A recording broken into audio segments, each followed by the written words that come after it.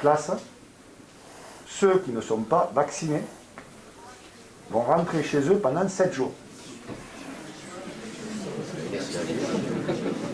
J'ai envie de dire que nous rentrons presque dans la normalité, puisque depuis maintenant 2 ans, les équipes ont organisé, on va dire, le suivi pédagogique à distance. Pour cette rentrée, ça sera un peu plus simple. L'ensemble de nos élèves seront en présentiel, ce qui n'était pas le cas l'année dernière au niveau du lycée. J'en veux pour preuve les résultats aux examens de notre établissement, puisqu'on fait 100% de reçus sur le lycée général et technologique, ce qui, je pense, est quand même une belle performance, et plus de 97% de reçus au brevet des collèges. Donc, malgré ces contraintes, malgré ces masques, malgré ces difficultés qu'on a rencontrées tous au début de la pandémie, il faut être clair, l'ensemble de l'organisation ici est fonctionnelle, on n'a pas de difficultés particulières, en plus on a des surfaces très importantes, donc on a pu notamment créer 2 selfs, un réservé aux collégiens, un réservé aux lycéens, ce qui évite les croisements et le développement des clusters. Ça va être utile pour votre année scolaire. Et je rappelle pour ceux qui pratiquent ou qui ne pratiquent pas, qui aimeraient pratiquer du sport, vous avez une aide à la licence UNSS de 15 € qui va vous permettre de pouvoir pratiquer du sport scolaire. Et je termine parce que c'est aussi une des chances, puisque je fais le lien avec le taux de réussite au bac. Bon, c'est pas une rentrée convaincante parce qu'il y a la question quand même sanitaire avec la situation de la vaccination. Une rentrée un peu différente forcément, puisque même si on a déjà vécu l'année dernière une rentrée avec un protocole sanitaire, là on fait une rentrée avec une incitation à la vaccination pour l'ensemble des élèves de 12-17 ans, donc dans les collèges et dans les lycées.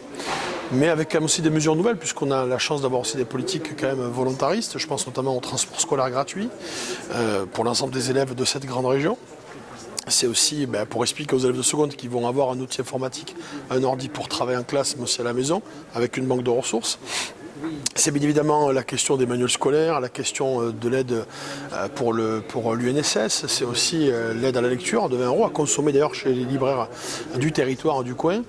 Donc voilà, c'est toute cette politique-là qui a été présentée, sans compter bien sûr la dimension autotest à disposition des élèves pour s'autotester, et aussi les masques, puisque bien évidemment l'objectif pour nous est aussi de faire en sorte que cette rentrée scolaire ne soit pas un coût pour la famille. Et ça, c'est une volonté de notre présidente Carole Delga depuis le départ. Donc voilà, c'est une rentrée un peu spéciale, dans un contexte particulier, mais avec une volonté qui est celle de créer les conditions pour qu'il y ait une véritable égalité des chances pour l'ensemble des élèves. Concernant les lycéens l'année dernière qui étaient en hybride, ce sont des grandes difficultés d'apprentissage. Alors c'est vrai que nous on a essayé de compenser avec un suivi pédagogique en distanciel. On est lycée du numérique, donc les outils comme l'ordi, par exemple l'ordinateur fourni par la région, ces outils nous ont permis de continuer à travailler. D'ailleurs la preuve, les résultats sont là. Ceci étant, il faut qu'on soit tous vigilants. C'est-à-dire que ce que j'ai répété là aux élèves, il faut appliquer les consignes de manière stricte. C'est vrai que le port du masque, notamment dans la cour, est peut-être mal vécu, il est vrai. Mais en contrepartie, si vous êtes en présentiel, on aura moins de dégâts aussi au niveau psychologique, puisqu'on a beaucoup de jeunes qui se retrouvent en détresse, qui sont chez eux, qui ont du mal à travailler chez eux. Donc croisons les doigts et espérons que cette rentrée se déroule le plus normalement possible.